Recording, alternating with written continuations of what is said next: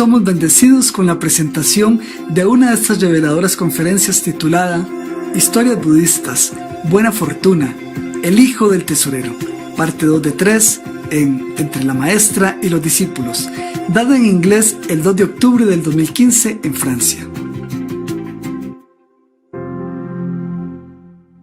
You see, this poor treasurer's son, normally he's a good boy. He married already and he's happy and he never does anything wrong. And then they sit right in the middle of the road somewhere, ambushing them with good drink and good food and, sweet talk, Yeah, seducing them. And then, of course, the boy don't know anything. Asks, what is it? Is it good? And, of course, they say it's good. Of course, it might taste good. Yeah, but is it good for your body, your mind, or your spirit or not? That is another thing. Yeah. Yeah. One time, there was one follower of the Buddha.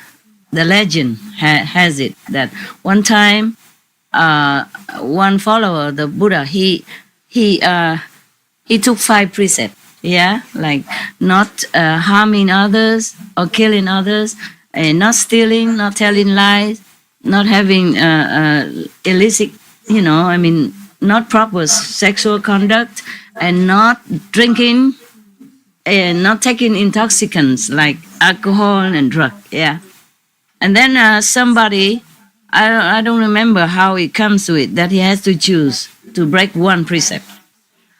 So he thought, okay, he cannot kill. He doesn't want to kill. He doesn't want to have improper sex. He doesn't want to steal. He doesn't want to tell lie. So he thought, okay, if he drink alcohol, then it's only harming himself. He doesn't even think it's harmful, It look good, drinking cool, sitting and drinking, and then happy, look like, yeah. So he drinks, and then after that he broke all other precepts. Because alcohol somehow brought the worst out of you. Yeah. Inside all other bad quality within you, make them arise. It will blind your reason, numb your thinking. And then anything else you do, you don't even consider bad or good, just anything. The story was very bad, but I don't want to really detail it here because it's too bad. Okay, all right. So this is the thing about having companies. Yeah, that's why we say, show me your friends. Yeah, show me whom you are with, then I know all about you. It's like that. So friends, we have to choose very wisely. It's just children, sometimes they don't know who is good, who is bad. Even we adults, sometimes we are also fooled by appearance, and we don't know who is a bad friend, who is a good friend, and who is really good for us, who is really bad for us. Who has an ulterior motive being our friend, to want to be our friends, things like that. Very difficult. So many rich people or famous people, they have tons of followers, sweet talker and friends, so-called friends and all that. And then, you see, quite a few of them fell, into very detrimental lifestyle, drugs, alcohol, and abuse substance and all that. And some of them even end up losing their life. Quite famous, beautiful people, young, wonderful people. Many, you know that. You read it on newspaper, on TV. Understand? This is a pity. This is the thing about drug, alcohol, and that. People always argue, say, oh, we just take a little alcohol and it doesn't matter. We stay at home, we don't go out and make any trouble. But it started always little. Yeah, it started there. And if you can stop, then it's okay. But you cannot. Slowly, and then because of drinking, you attract similar kind of friends or buddies, and then it get worse. Yeah, and that's why people, when they want to stop drinking, they stop seeing these friends also. Otherwise, they cannot stop. Or the smoking people, when they want to stop smoking, they stop. They try to avoid the smoking group of people. Otherwise, they fall back again. I saw some young people, when I sometimes go out in the restaurant and all that. And then sometimes they told me things, like the waiter, waitress, they told me just talking. And then I found out that so young, only 18, already drinking a lot of, because they told me how good is it, this and that drink. And I said, oh my God, you're so young. Why are you drinking? He said, oh, because I like it. I said, but it's no good for you. You know that. He said, yeah, but I'm still young. So, I can still recover. So it's better I drink now than when I drink when I was older. I said, but when you're older, you cannot stop anymore because you're used to it. Now you already like it. Imagine if you keep drinking like this until you're old, then how will you be able to stop then? But they just reason to me, say, oh, no problem, I can stop anytime. I doubt it very much. Smoking together and drinking, smoke and drink together. Imagine that.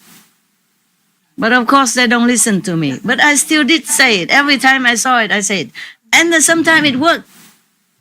Yeah, there was one, I went to eat sometime vegan pizza, I went to that shop sometimes, and because I gave good tip, they liked me, so they trusted me and all that. Very good.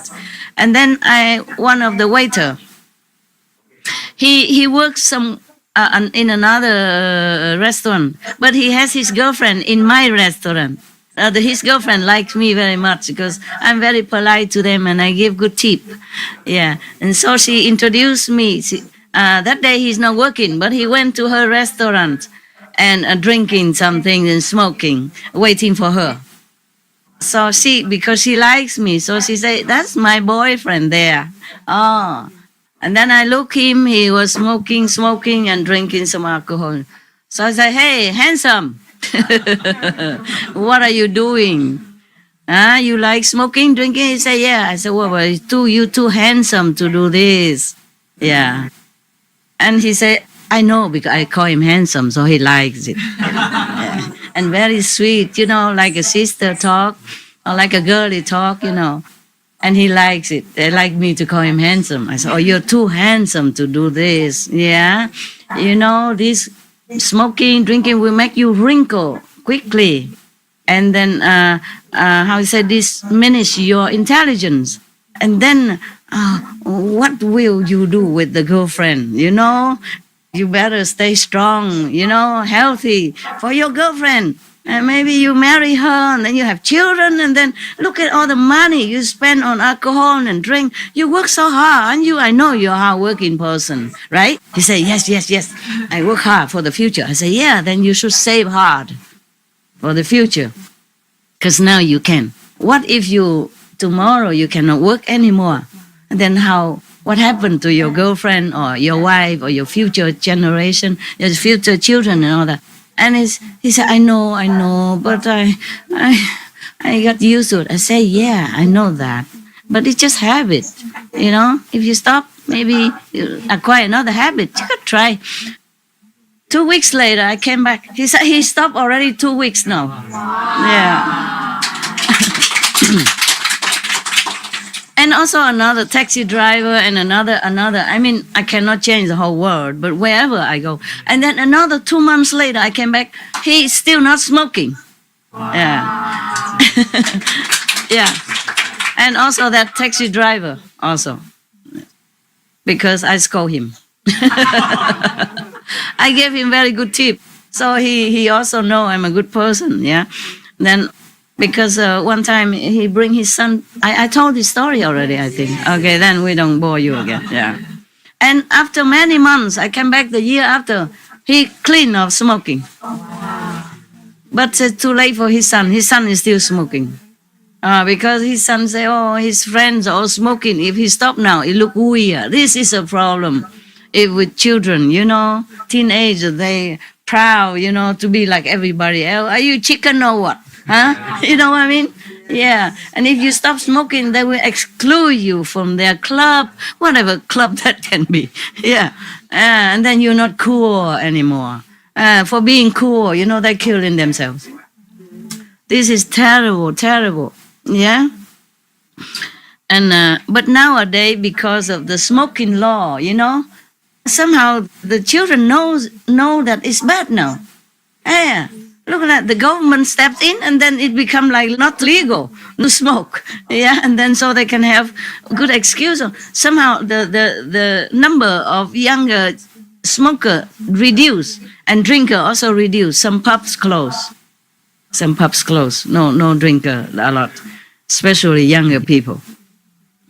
I'm glad, of course, we can change the whole world overnight, but it's some sign of change, and whatever I can do anywhere I go privately, I'm happy that it has some effect on their people. I always call him. I say, look at you, you smoke, and then that's why your son learn after you. You should be a better example. You know how smoke cause you cancer and make you die early or make you unable to work. And your son, look, he's only 15. And you already give him cigarette like that. It's a smoke together, like buddy. Yeah. And then suppose you have cancer or something next year. Who is going to take care of your son? You divorced. He doesn't have a mother. He rely on you, and you make very bad example as a father. I'm sorry if you're angry with me. I have to tell you that because I'm worried about your son. And he stopped smoking ever since then. And I say, how about your son? He said, oh, sorry, he's still smoking because it's not cool to stop in school. But at least I said, okay, at least you stop, and maybe he follow. So I bought him Jesus cross, the cross, silver, with a chain to hang on the neck. I said, this is to remind you, just to reward him. I said, this is to congratulate you. 1 year later, I met him on the street. Yeah. Congratulate you, and then to remind you not to fall back on smoking again, huh? Every time you want to smoke, you touch the cross and you pray to Jesus. That's much better for you. And then he liked that. And then I think he's still not smoking. If 1 year, more than 1 year, he stopped smoking, then I'm sure he'll be able to continue. I say, you have to be healthy and strong for your son. He's very young. He has no mother now, and only you. And if you don't work, what's going to happen to him? So he stopped. Yeah. Well, never mind. And now we go back to India with the Buddha, okay? Yeah.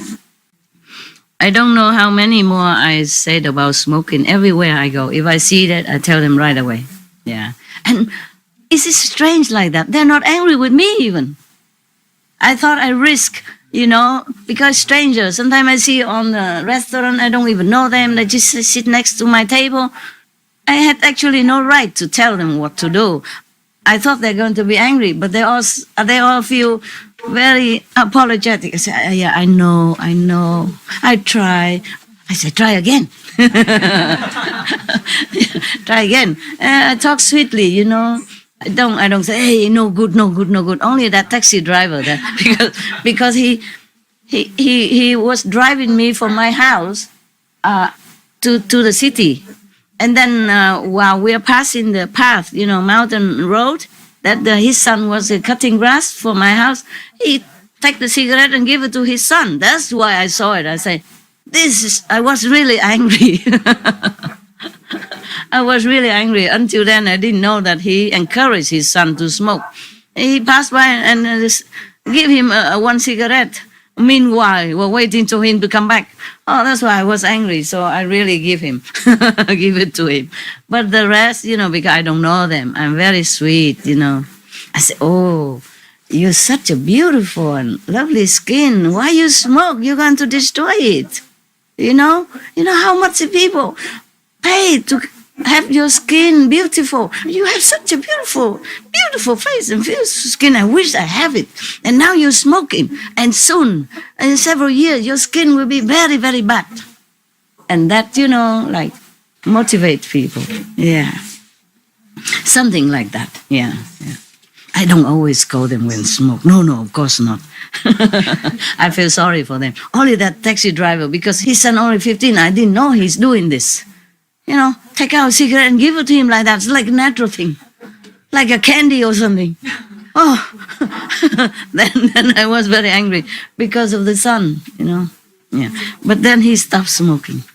Wow, I was impressed when I saw him again. Yeah, I hugged him and said, "You good father, good boy." And I went to a jewelry shop and buy him a cross. Yeah, silver. It's not expensive. It just happened to be a Father Day. Yeah.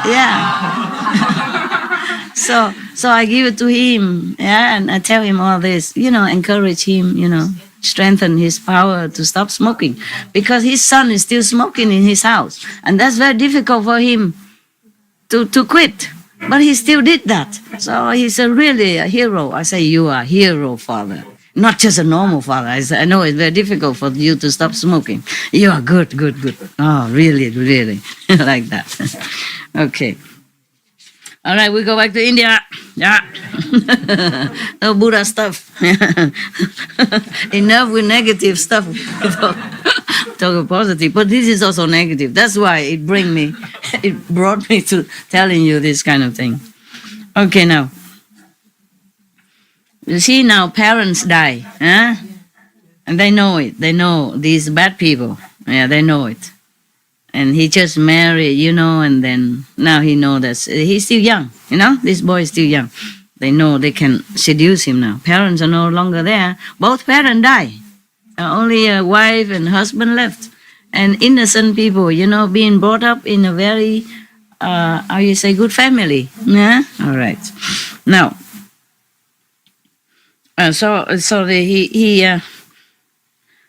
they just sweet talk him, They didn't say drink this or anything. They just say, oh, you are a good boy. Your blessing will make us, have a better life and all that, okay? And then so he asked, so what are these men drinking? And the servant said to him, oh, master, they are drinking some kind of drink, of course. And then said, does it taste good? He said, master, in this world is the best. Yeah. So the youth, the boy, you must know, even though he's married, but in India, they're married young, even 15, 16 already. You understand that? So both of them are still teenage. Yeah. So in that case, said the youth, the son of the treasurer, said, I must have some too. Of course, it tastes good. He likes. So he caused the page, meaning the servant, to bring him first a little, and then a little more, and then he drank them all.